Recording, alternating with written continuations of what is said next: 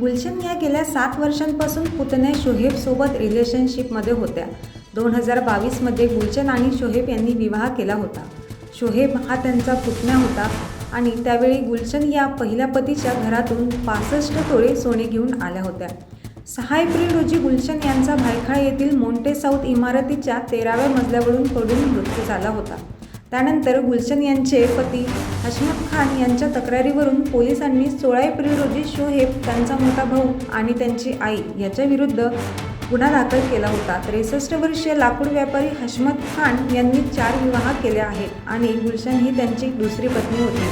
दरम्यान हशमत यांच्या म्हणण्यानुसार ते गुलशन यांच्यावर रागावले होते म्हणून त्यांनी त्यांच्या बोलण्याकडे लक्ष दिले नाही.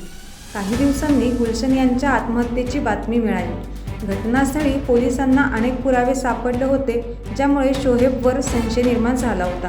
पोलिसांना घरातील बाथरूमच्या दारावर आणि चप्पलवर रक्ताचे डाग आढळले होते. त्यामुळे पोलिसांनी हे पुरावे न्यायवैद्यक प्रयोगशाळेत पाठवले. अहवालामधून गुलशन यांची हत्या झाल्याचे समोर आलं.